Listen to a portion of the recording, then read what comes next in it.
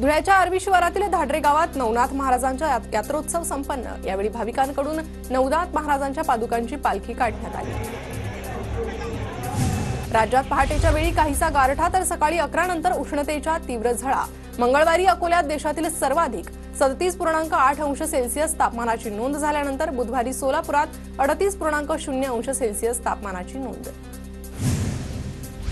नांदेडच्या मुदखेड उमरी तालुक्यातील शेतकऱ्यांची उन्हाळी कांदा लागवडीला पसंती। पाण्याचं योग्य नियोजन करून मोठ्या प्रमाणात कांद्याची लागवड।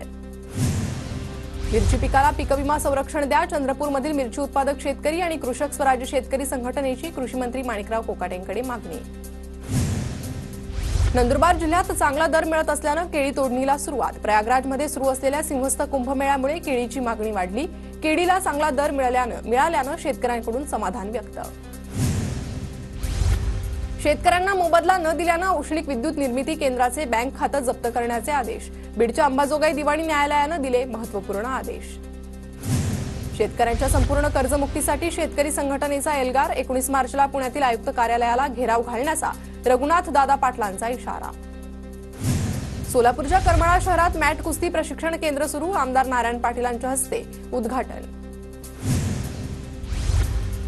कराड कोयना वसाहतमध्ये महिलांना दांडपट्टा प्रशिक्षण। शिवशक्ती गर्जना मंचाकडून प्रशिक्षणाचं आयोजन। कोल्हापूरच्या इचलकरंजी शहरात पहाटेपासून धुक्याची चादर। धुक्यातून वाट काढताना वाहनधारकांची कसरत।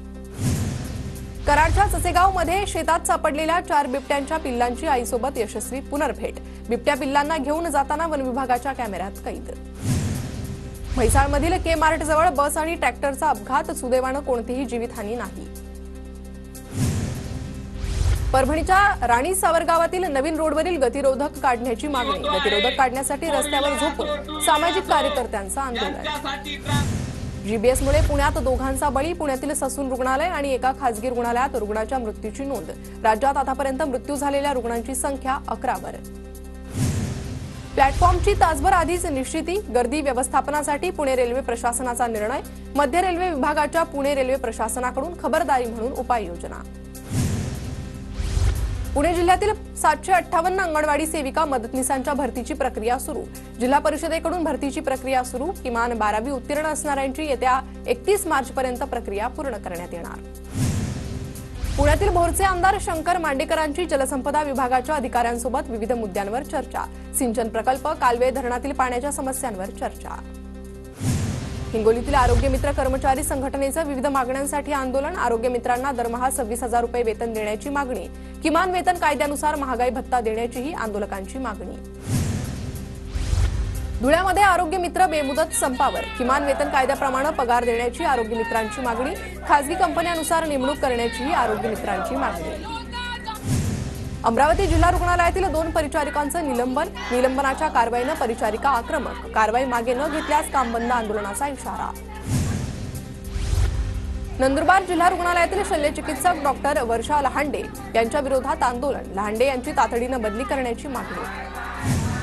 नीरा नदीच्या प्रदूषणाविरोधात नागरिक आक्रमक। माळेगाव कारखान्याच्या प्रशासकीय इमारतीसमोर नागरिकांचं आंदोलन। प्रशासनाने नीरा नदीची स्वच्छता मोहीम हाती घ्यावी, आंदोलकांची मागणी। जालन्यातील सौर ऊर्जा प्रकल्पाच्या श्रेयवादावरून खोतकर आणि दानवेंमध्ये जुंपली। सौर ऊर्जा प्रकल्पाचं श्रेय बागडबिल्ल्यांनी घेऊ नये, अर्जुन खोतकरांचं विधान।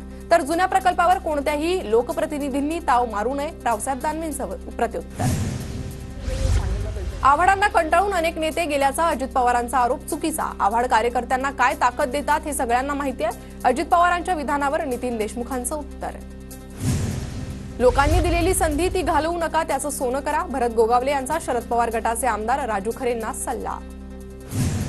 राहुल सोलापूरकर महाराजांची उंची कमी करत आहे। राहुल सोलापूरकरला लाज वाटत नाही। महापुरुषांबाबत चुकीचं बोलणाऱ्यांना सरकारनं आत टाकलं पाहिजे, जितेंद्र आव्हाडांची सरकारकडे मागणी। पुणे पोलिसांनी राहुल सोलापूरकरला दिलेली क्लीन चिट मागे घ्यावी, सोलापूरकरवर गुन्हा दाखल करा, दीपक केदारांची मागणी। राहुल गांधींना एक पुस्तक द्यायला पाहिजे। श्रद्धांजली कधी द्यायची आणि अभिवादन कधी करायचं ते समजायला पाहिजे। शायना एनसी यांची राहुल गांधींच्या पोस्टबाबत प्रतिक्रिया। राहुल गांधींना शिवरायांबद्दल काही माहिती नसावी। गांधी परिवारानं केवळ नेहरू, गांधी आणि काँग्रेसविषयी बोलावं। राहुल गांधी यांनी शिवरायांबद्दल केलेल्या ट्विटनंतर प्रताप सरनाईकांची टीका। शरद पवारांचे सीबीआय सहाय्यक तुकाराम धुवाडी यांचं अल्पशा आजारानं निधन झालंय। त्यांच्या निधनानंतर शरद पवार आणि अजित पवारांकडून ट्विट करत दुःख व्यक्त। आम्हाला बेघर करू नका, डोंबिवलीतील 55 वर्षीय अपंग महिलेनं व्यथा मांडली। डोंबिवलीमधील महारेरा फसवणूक प्रकरणातील 65 इमारतीवर कारवाई।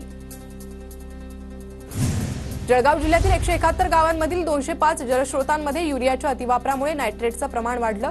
जळगाव जिल्हा परिषदेच्या ग्रामीण पाणीपुरवठा विभागाकडून पाण्याचे नमुने तपासण्यास सुरुवात।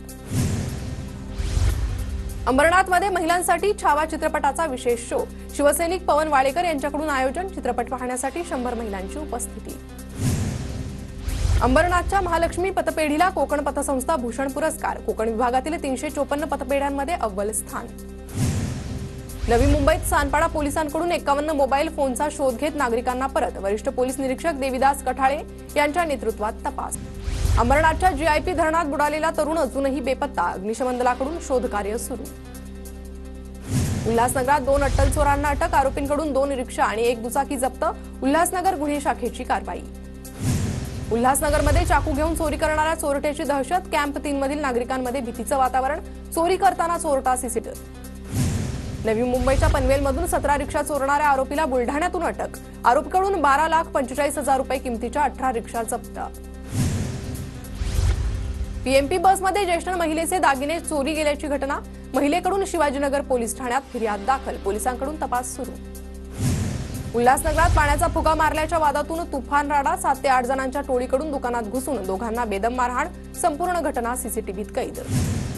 अंबरनाथमध्ये शिवकालीन शस्त्रास्त्रांचं प्रदर्शन। नागरिकांना मोडी लिपीतील पत्र आणि शिवकालीन नाणी पाहण्याची संधी।